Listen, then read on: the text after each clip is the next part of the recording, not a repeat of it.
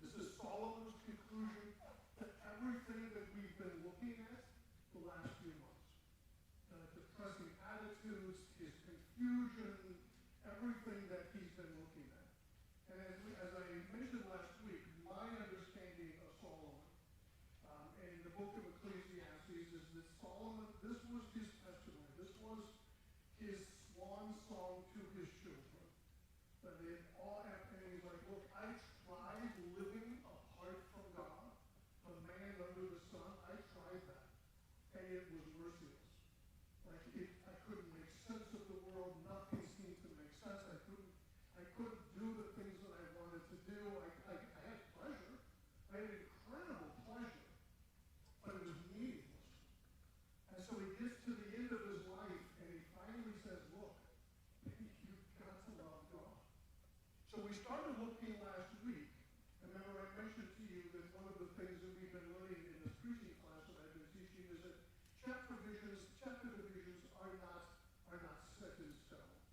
Those were not part of the original manuscript. And so chapter 11, verse 7, actually begins the section that we're looking at today. So in chapter 11, verse 7, Solomon says, the light is pleasant, and it's good for the eyes to see the sun. Remember, that's light. The light means being alive. It's good to be alive. That's what he says. Indeed, if a man should live many years, let him rejoice in them, and let him remember the days of darkness. That's death. He's like, look, light is good. Life is good.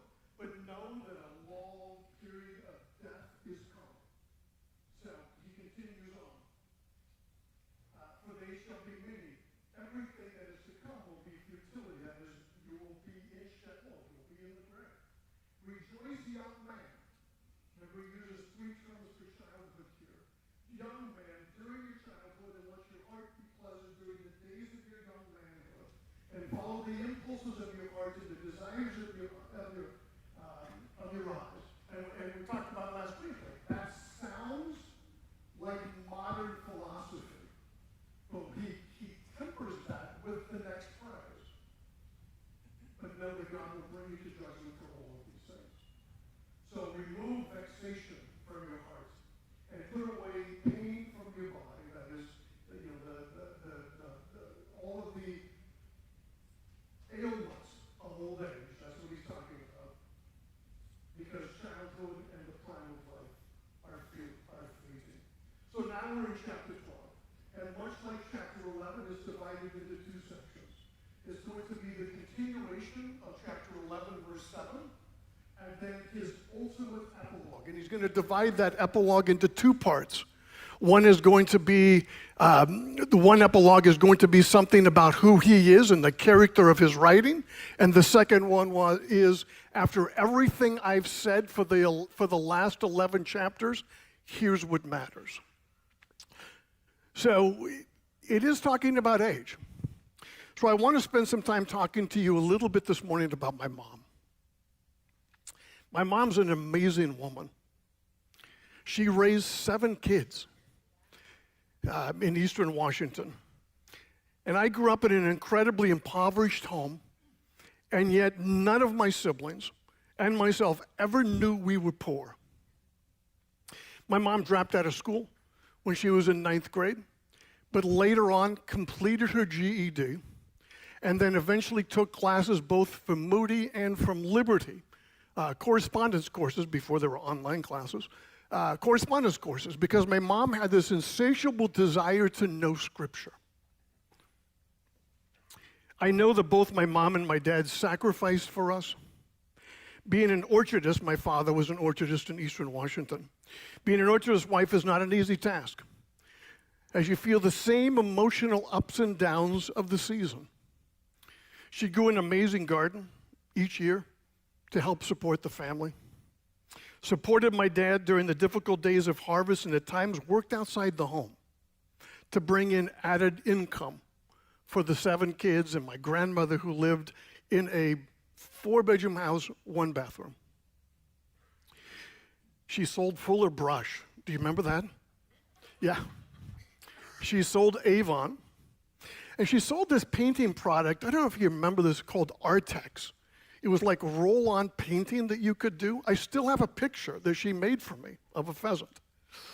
And I thought about, she sewed our clothes. I thought about bringing in, we've been remodeling our house this summer, and part of it was going through all of them, getting rid of stuff, and going through some of my clothes. I'm like, my mom made me this shirt.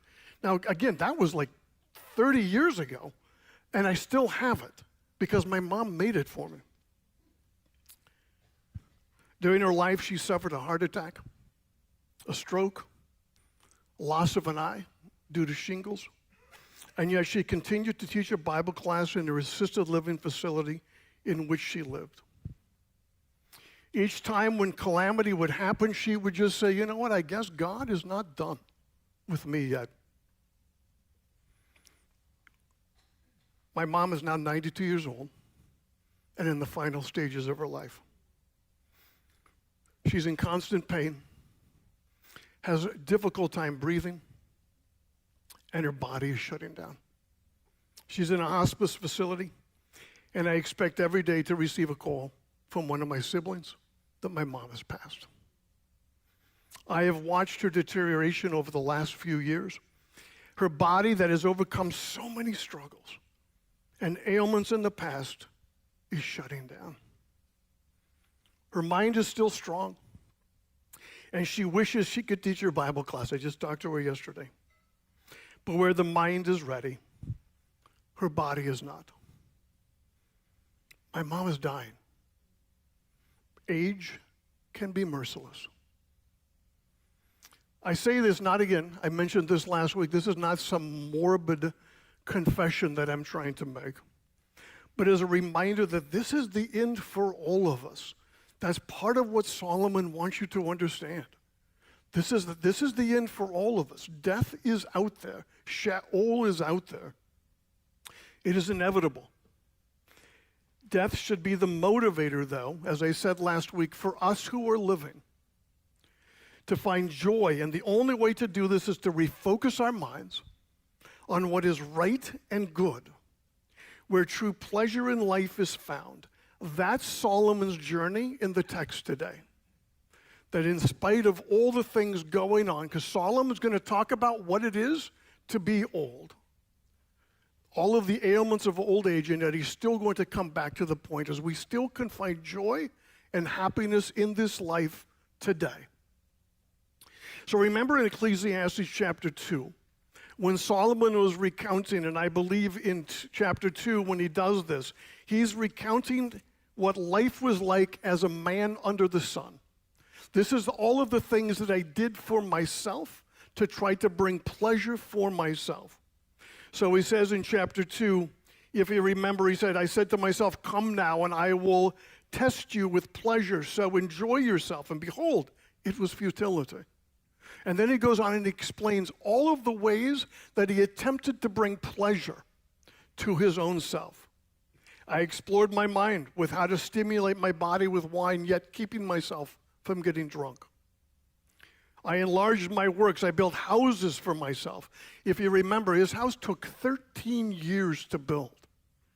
It was nicknamed after a cedar forest. It was an amazing house. He built the temple in 7 years. Like, this was an incredible edifice that Solomon built. I had gardens, I had parks for myself, and I planted in them all kinds of fruit trees. I had ponds of waters. I had male and female slaves. I had homeborn slaves.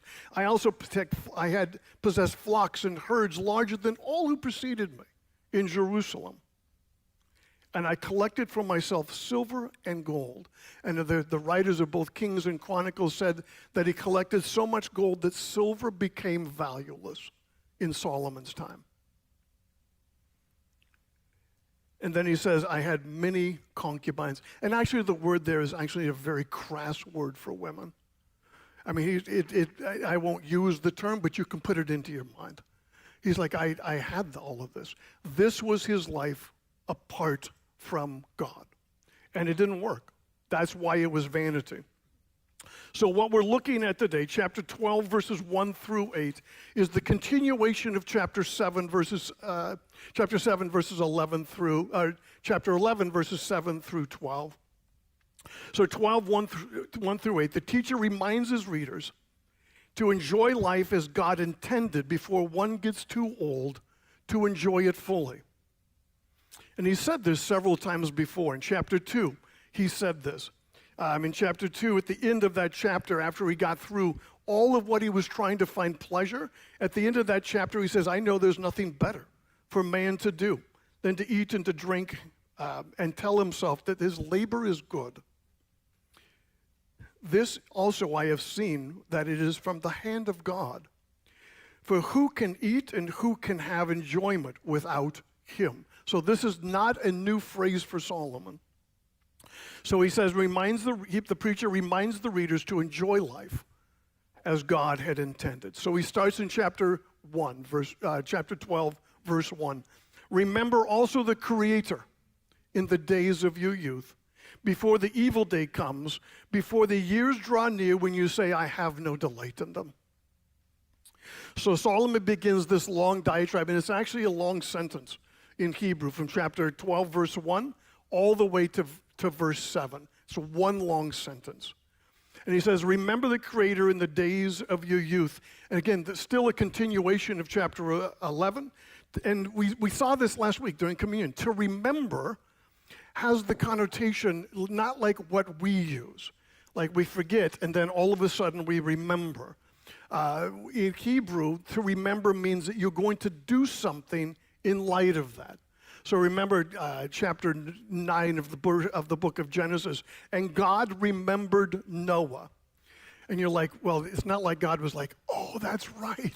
I got that guy in the boat on the earth. I got to do something about it. That's not what the word means. It means that God then acted in behalf of Noah.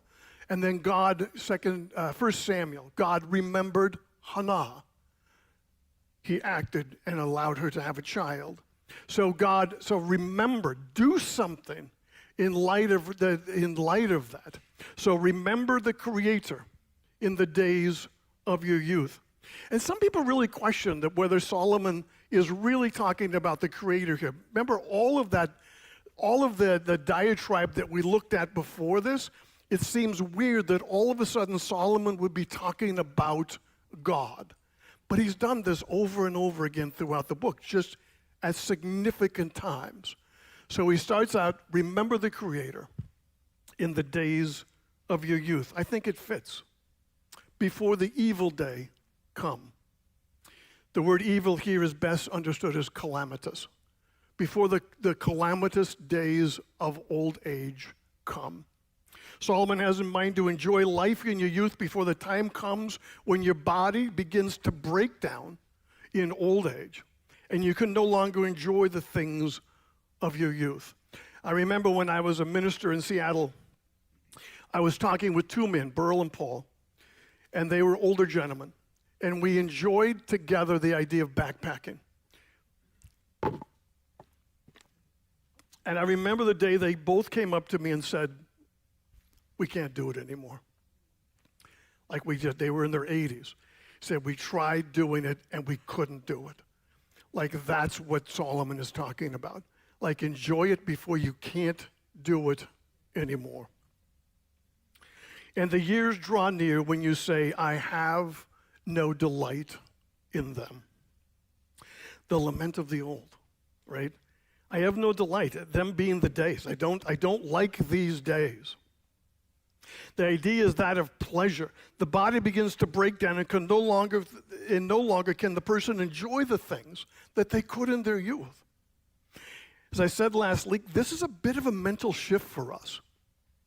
I remember, so I have been a runner forever. I love running.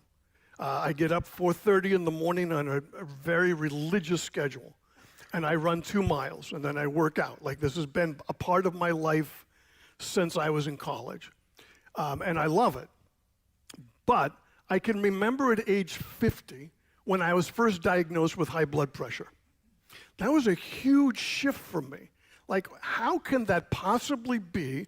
I run, I exercise, I do all the things right, and of course it's just the genetic, roll of the dice. I have high blood pressure. It was a shift for me. Randy can confess. I remember when that happened. We were still living in the fire tower every summer, and going out. And I struggled during that first period of time of like, what does this mean? Am I going to die? Like, and it took a bit for my brain to come back to that idea that, okay, like I can do this. I can get this under control. So I get that, the pains and frustrations of old age.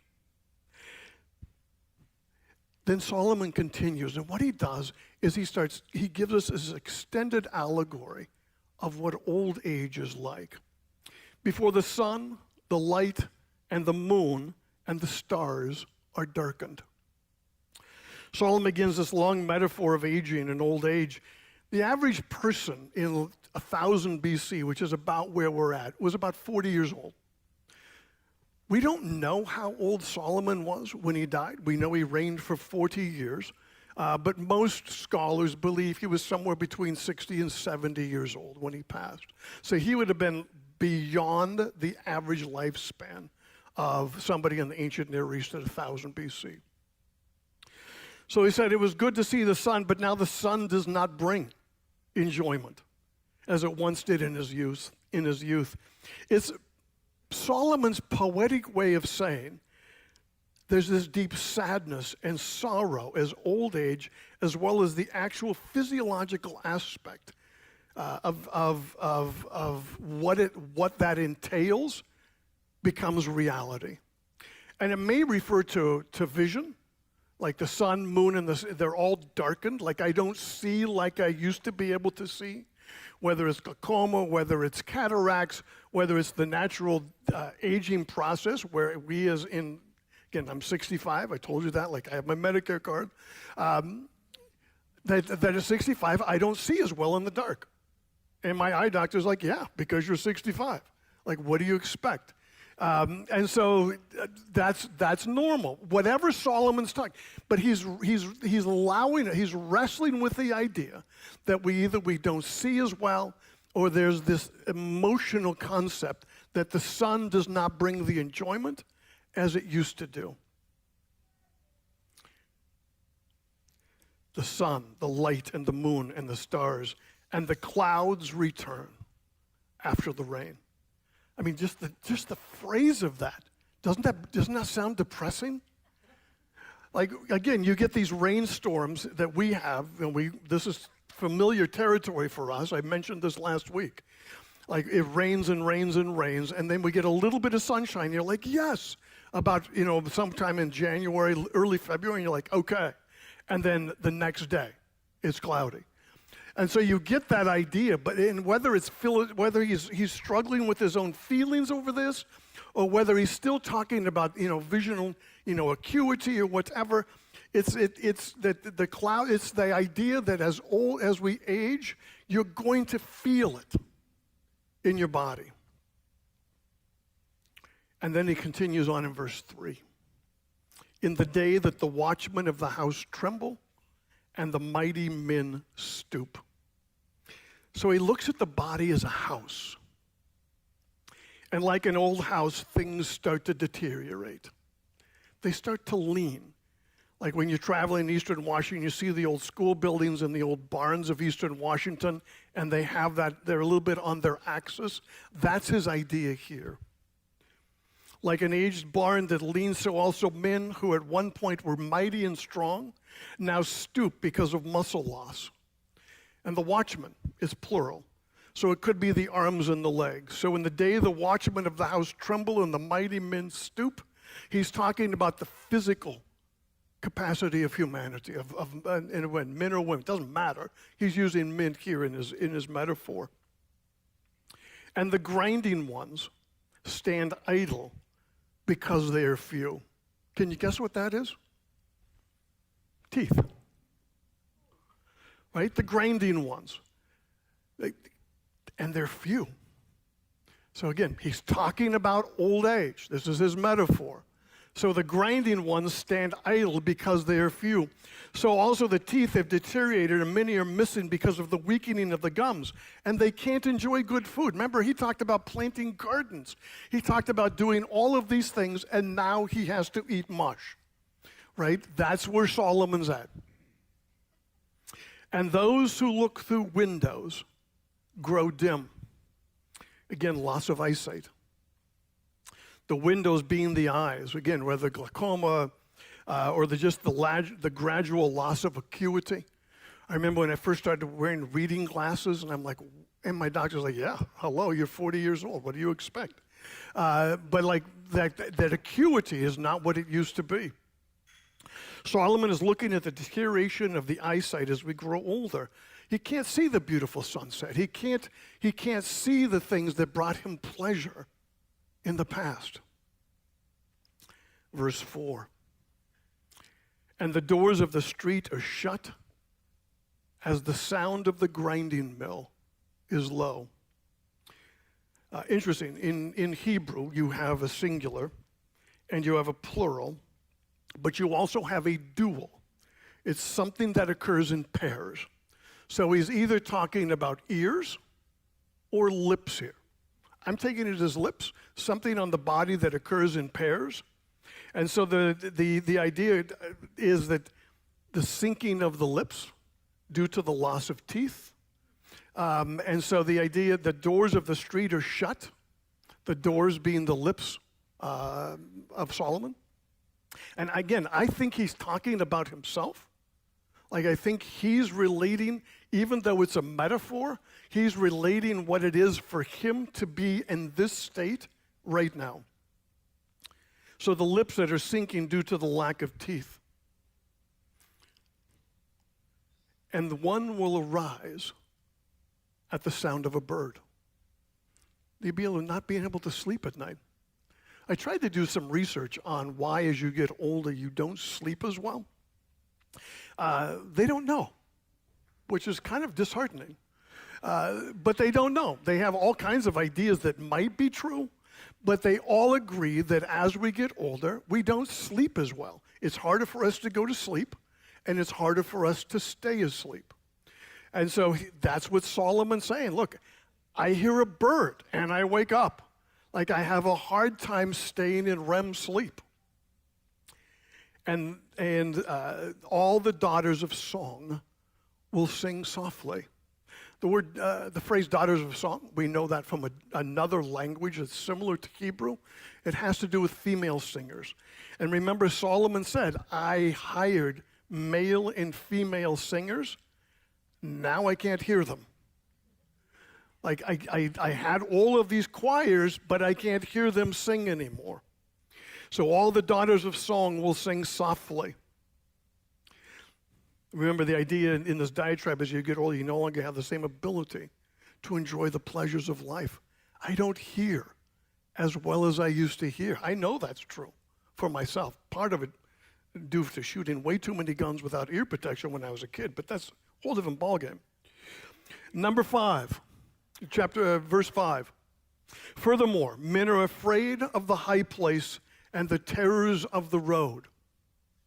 So Solomon continues his allegory of the deterioration of the human body with age, and he's talking about the gait of older men, the shuffling of the feet, again with the loss of muscle and the ability to walk straight and strong, a fear of heights, a fear of stumbling on an uneven surface. Again, with the loss of muscle tone, stumbling and falling is a real possibility, accompanied by broken bones. And the almond tree blossoms. Almond tree was one of the first trees to bloom in Palestine, and it always bloomed white. So again, the idea of white hair.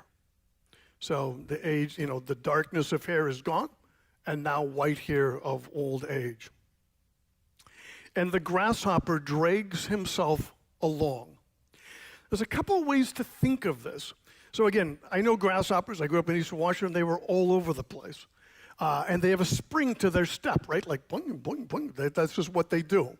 So he may be relating to the effect that we no longer, as we grow older, we no longer have that same spring to our step. Or it may be with less activity, more weight gain. This grasshopper is eaten so much it can't jump anymore. It just drags its body along as it goes. It could be either one. But you get the understanding of that.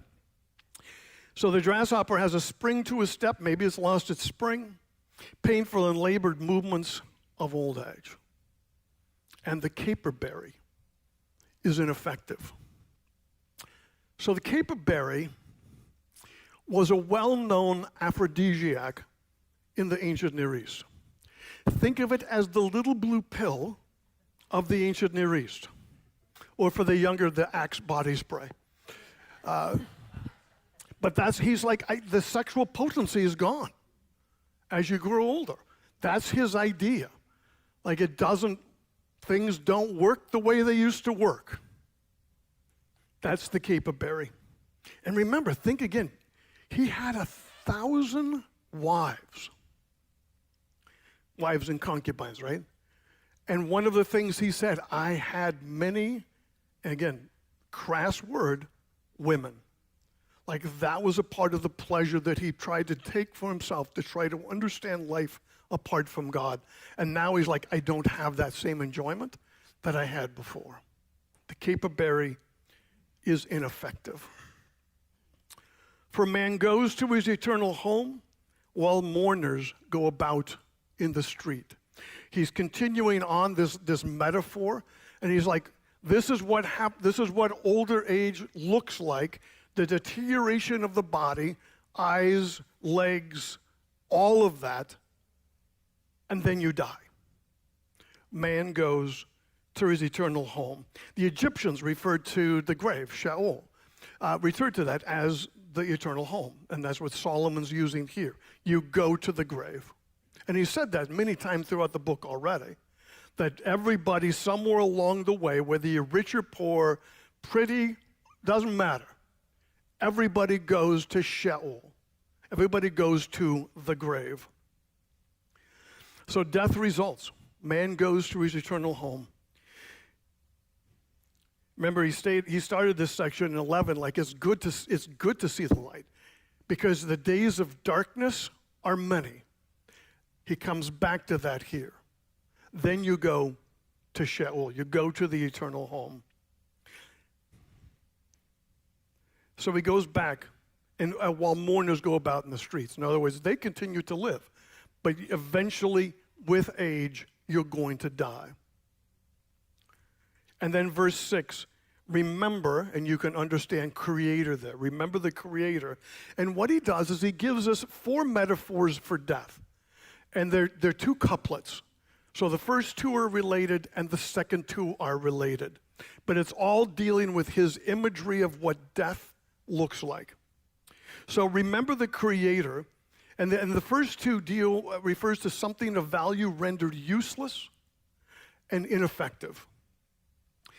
So he says, before the silver cord is broken and the golden bowl is crushed. So the imagery is a bowl. It was a lamp. That was a golden bowl that was being held up by a silver cord, and there would be wicks in it, and that was a light. So the silver cord breaks, the lamp hits the floor, breaks, and there now is no light. So the idea, first of all, silver and gold, the preciousness of life. But when the silver cord is broken and it shatters on the floor, the light is extinguished. So that's the first metaphor of death. That when the light hits and breaks apart, life is gone. Incredible metaphor when you think about it. And the golden bowl is crushed. The oil then would be spread across the floor and useless. His second imagery of death, and the pitcher by the well is shattered, and the wheel at the cistern is crushed. Again, related. So the first one had to do with light. The second one has to do with water. So the idea of well, and you had the mechanics to drop into the well and pull the water back out of the well. That wheel is crushed, and the pitcher is shattered. There is no water. So light, death, water, or light being life, and the light is extinguished, death. water being life, you can no longer have water because everything is crushed and broken, death. And then verse 7. Then the dust will return to the earth as it was. Remember in Genesis 2:7, Adam was built out of dirt. And part of the curse in chapter 3 of Genesis is death itself.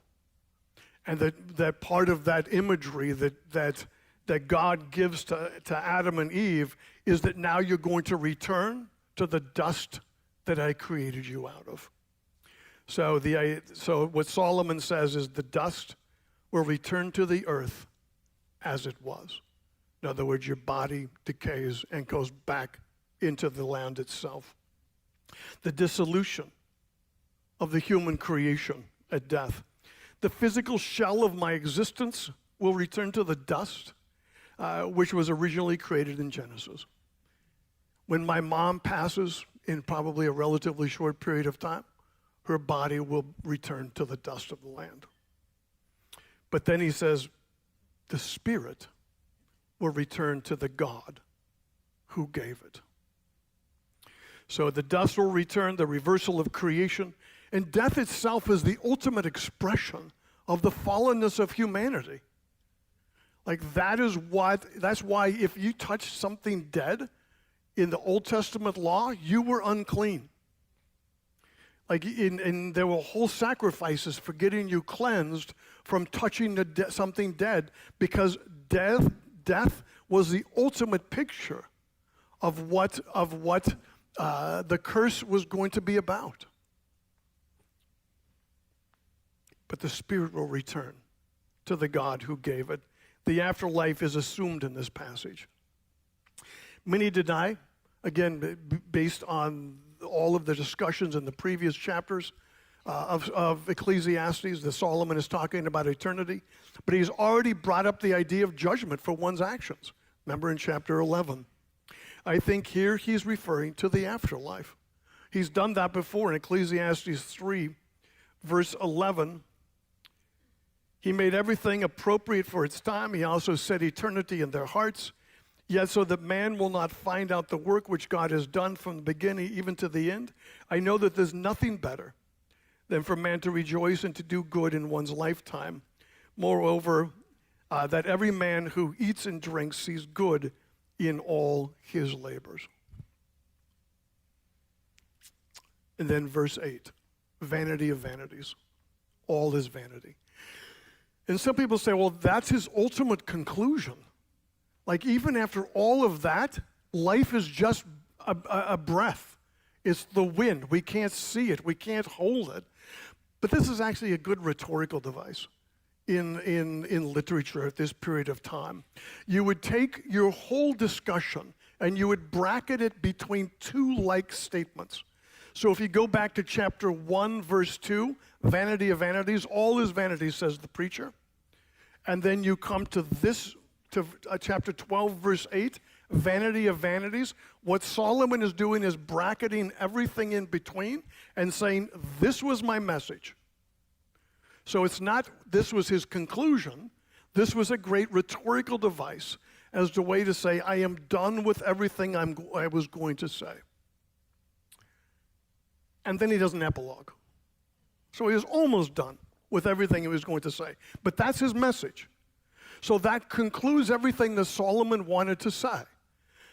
Like that's, again, he's done this several times throughout the book. Life's tough, but love God. Like all the way through. So then he does the first epilogue. And this has to do with his qualifications as a writer.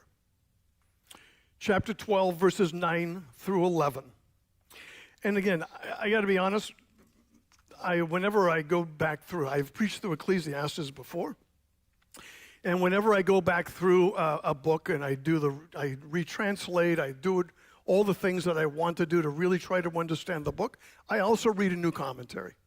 Because again, I could be wrong, and I'm totally okay if I'm wrong, but I want to see what other people think.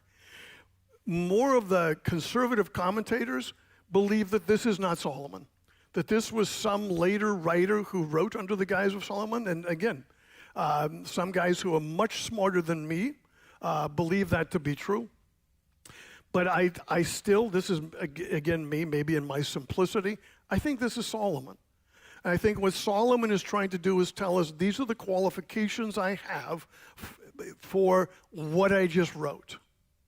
So verse 9, in addition to being a wise man, the preacher also taught the people knowledge. So Solomon, again, in the historical books, both Kings and Chronicles, he was a wise guy. Right? He asked for wisdom. God gave him wisdom. The Queen of Sheba came to look and to see the wisdom that he had. People came from all over to view the wisdom of Solomon. So we have that. And so the idea of a wise man is a sage, is somebody who would teach the youth. And so he said, look, I was a sage. I was a wise man. And my job was to teach people, whether a disciple or the youth, knowledge. And in Hebrew, as you know, with Hebrew poetry, synonymous poetry, oftentimes, remember, Hebrew poetry does not rhyme, but it has like ideas. So you can have wisdom, and the same idea is knowledge. So knowledge and wisdom are the same thing in Hebrew.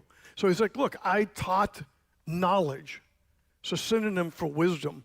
So wisdom teacher to both the youth and the people in general, that would fit his role of Solomon as king. And then he said, and he pondered. And the other thing, I was going to mention this. So the other thing that people say is like, it's weird that he's writing in the third person. Like normally you would say, I would do this. And yet when you read the Pentateuch, which was written by Moses, you don't see a lot of I's. You see Moses. And you think, well, that's weird. It's weird for us, but not so weird for this period of time, for them to write in the third person. And so, again, that should not be an argument that this is Solomon. And he said, and he pondered and searched out and arranged many proverbs, which we know from, we have that book. It occurs right before this, right? Like we have that book, which most people presume was written by Solomon. And so he searched out, and I love those three verbs. Characterize his work on preparing the material. He pondered, he weighed them, because not only did he write them, but he collected them. There's a whole section of Egyptian proverbs at the same time as Solomon that sounds like somebody plagiarized somebody, because they're very similar. I always like to think the Egyptians stole from Solomon, but I don't know. Solomon may have, he may have seen it in like the Wisdom magazine of the day, whatever. But they're very similar. But he collected, he wrote them, he got them, he weighed them as to their accuracy. He searched out the idea that to search out the complexity of something, and he arranged. That is, he put them straight. He put them in to make sure that they were right. And he said the preacher sought to find, verse 10, delightful words. This continues his endeavor that he expressed in verse 9. I don't believe he's necessarily talking about Ecclesiastes here, but his work in arranging wisdom literature and writing and arranging the book that we know as the book of Proverbs, words which bring delight. So a little bit you have to understand the book of Proverbs. So the book of Proverbs is amazing, right? You've read it, I assume. The first nine chapters are songs, wisdom songs. 10 and following are little pithy sayings.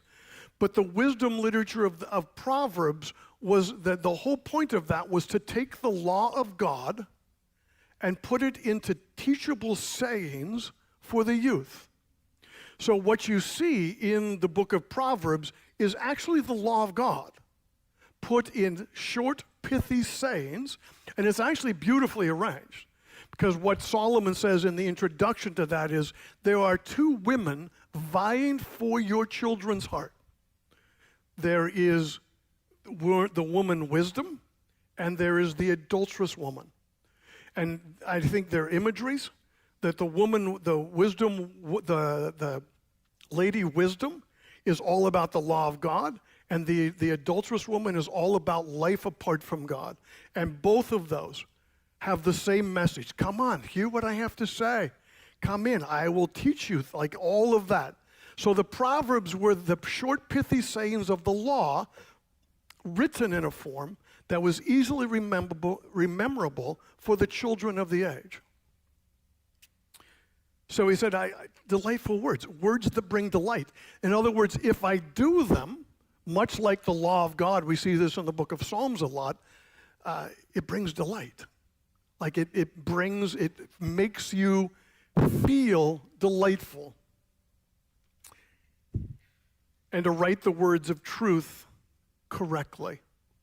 So the preacher sought to find delightful words, that is, words that bring delight into the heart of those who do them, and to write the words of truth correctly. Again, if talking about the book of Proverbs, they are words of truth. Again, they were written from the law of God. And then in verse 11, the words of wise men are like goads. So a goad was a prod that you would use to kind of keep cattle going. So it fits the imagery. The words of wise men are like goads. They're like cattle prods. Thus, they stimulate people to action when they are read. And masters of these collections, that is, those who listen and do what the book of Proverbs says, are like well-driven nails. Strength, security. And they are given by one shepherd. Again, a lot of ink has been spilled on this one passage in writing, but as I understand it, what Solomon is trying to say is all of the words that you see, the book of Proverbs, the book of Ecclesiastes, all of that comes from one shepherd, that is Yahweh, because they are the very words of God. So they are written, given by one shepherd. Remember, the Lord is our shepherd. I shall not want. So Yahweh is the originator of truth, the true words of wisdom. And he is the ultimate shepherd who prods people into action. The cattle prod, right? And then the second epilogue, stick to what matters most. Chapter 12, verses 13 and 14. Verse 12, but beyond this, my son, be warned. Again, my son, remember we see that in the book of Proverbs a lot. Good wisdom literature, he's the wise man. The writing of books is endless. And the excessive devotion to books is wearying to the body. I remember at Moody, when I was at Moody Bible Institute years ago, we used to quote this to our professors. And we're like, I'm just looking at the scriptures here, and like we're reading a lot of books. It doesn't seem to be good. But his idea is you can read all you want, but eventually you've got to come to a belief on your own. I mean, especially in Christian literature today, man, there are a billion books out there. Like I get all of the Christian publishers. I get their catalogs, both in the spring and the fall, and I look at that, and there's the stuff that I want. There's a very small section, but everything else is, how Jesus can help you with your tennis game, or there's just all of these books out there. That are all about Christian living, and you read them and you're like, yeah, that sounds good. And then you read the next one, and then what do you say? Yeah, that sounds good. That's it. But you never come to a realization and truth of your own. So that's what Solomon's trying to say. Like, yeah, if all you do is read books, you never actually put it into practice. So here's this conclusion, verse 13. When all has been heard, all of it, everything that I've said to this point, fear God. And so the idea of fear of God is not abject fear. It's not even reverential awe, which is a phrase I've heard many, many times. It is putting your faith and your trust and your obedience in Yahweh. That is the fear of God. The idea of fearing Yahweh is a central part of all the wisdom literature of the Old Testament, and it always occurs at significant points in the books. Proverbs 1:7, Job 28:28. I mean, if you want to read an incredible passage of trying to find wisdom, Job 28. It's a weird section in the middle of all of Job. But he gets to the end, and man looks for riches in all this, and they go deep in the earth to find riches. But he's like, all that matters is to fear God. Keep his commandments. The phrase which brings the law and wisdom together is the fear of the Lord. In the patriarchal period, the fear of Yahweh was one's response to worship, knowledge, and obedience. When Abraham took his son to Mount Moriah, and God's like, I want you to sacrifice your son. And so Abraham says, look, he tells his servants, like, we're going to go, and notice it's very clear in the text, we will return. Like Abraham believed somehow Isaac was coming back. But Abraham takes him, puts him on the altar, gets ready to bleed him out, and God stops him. He says, and now I know what? Do you remember what he says? Now I know that you fear me. And again, not abject fear, but now I know that you will be obedient to what I have to say. That's the fear of Yahweh, what God has said, and then doing what God has said. There's a writer that I really like from the Old Testament when he talks about the fear of Yahweh teaches that an attitude of total commitment to Yahweh is the starting point of all true wisdom. And he said, it is this that keeps the shrewdness of Proverbs from slipping into mere self-interest, the perplexity of Job from mutiny, and the disillusion of Ecclesiastes from final despair. So when all has been heard, fear God and keep the commandments, which is really, there's a literary device called hendiades, which means I take two things and I put them together with the word and I really mean one thing. That's what he's done here. Fear God, keep the commandments. It's the exact same thing. Two things refer to one act. To fear Yahweh is to keep his commandments. Remember, this is love for God. We saw that last week in Deuteronomy 30. 1 John 5. This is love for God. ...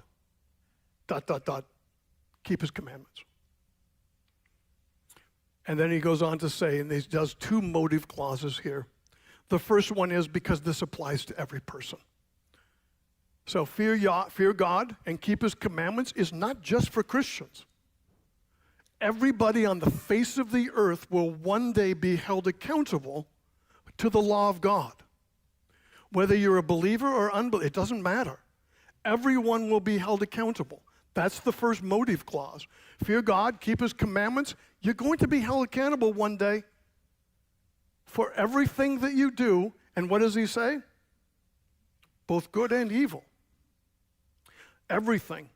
So because this applies for everyone. God's law is universal.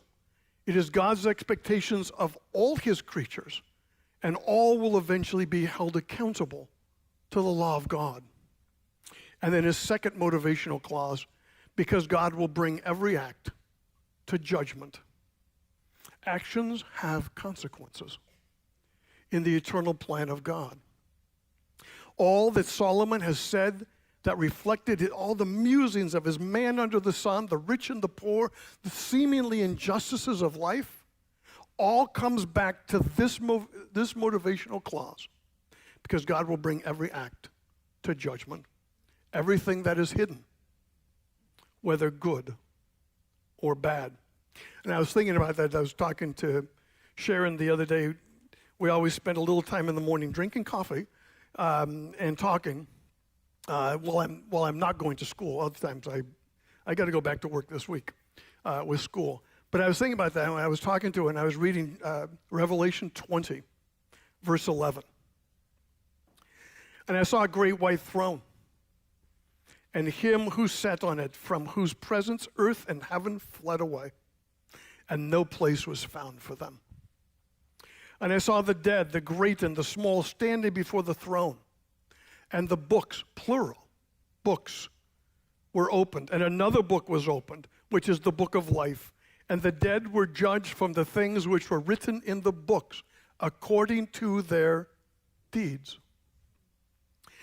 And the sea gave up the dead which were in it, and death and Hades, that is Sheol, gave up the dead which were in them, and they were judged, every one of them, according to their deeds. And death and Hades were thrown into the lake of fire. This is the second death. And if anyone's name was not found written in the book of life, he was thrown into the lake of fire. Now, I say that not to scare anyone, but I'm saying to you that is the continuity of Scripture. What Solomon said in Ecclesiastes is exactly what John said in his Revelation. That eventually all of us, everyone that's ever existed on the face of the earth, will stand before the Creator of the universe and give an account of our lives. That should be motivational. It is for me, not always, but it should be very motivational for all of us. So what? We talked a little bit about this last week, about looking for the positives. But again, often we get stuck in our thinking, much like Solomon, about what everyone else is doing and receiving and wondering if God is indeed working in the world. I live in Renton. Like the Safeway place, they just shot a bunch of kids there, people there the other night. Like it's a routine happening in Renton. You have to say Renton right. It's Renton. You don't say the T. But like it's a war zone in downtown Renton. And I'm like, where is the justice in all of this? I can get just as sidetracked as anyone else. And when we think about the world and what's going on and politics and all the things that joggle our minds on a regular basis, we can get sidetracked from what truly matters. Because I believe, well, I should say, because of that, we often doubt the goodness of God. But I believe that God is always sovereignly working in this world. And I may not always see it, but I should be looking for it. And I think at times we don't, because we get boggled down by all the negativity. And I'm raising my hand. I do the same thing, right? I mean, I work in the school district. I'm wrestling with fentanyl right now. It's in students, like if I had anything, students vaping in the bathrooms, right? Like that's just part of my life, everyday life these days. But so I think I can get bogged down in the negativity of where you see, like, where is God? But He's here, and He's working, and He's doing it. And we should be looking for those moments in time when God does work, because I believe very strongly in the providence of God, and that God is constantly working in His world. The motivational clause at the end of the book is as good for us as it was for Solomon's sons. Keep yourself focused on what is right, and know that there will be a future accounting for the evil in this world and for the good in this world. That you will be held accountable for both. So how do I refocus my mind to find the goodness of God in this world? Two things. First, be obedient to His revealed word. Do what is right. The law of God's very clear. Things that we're to do, things that we're not to do. And when you're stuck in the chaos of this world, it's hard to see God as our minds. It is hard to see God as our minds, as I said last week, are stuck in the negative. Find the peace, because the law is what brings peace as opposed to chaos. And then read Scripture, because one of the things that Scripture does for us is it reveals how God has worked in the past and people who looked for God to act. And so it helps to refresh our mind that there's no difference between what happened in Elijah and Elisha's day than it is in our day. That God is constantly working in the world. We just fail to see it. So look for it. Father, we thank You that You are a good God and that You are working in this world, and that there are things that are a part of this world that look bad at times, Lord. And I pray that You help each one of us focus more on the positives Lord, and to look more for what you're doing in this world and not be sucked down by the negativity and the chaos of this world, Father. Thank you for all that you do for us on a regular basis. We ask everything in your blessed name. Amen.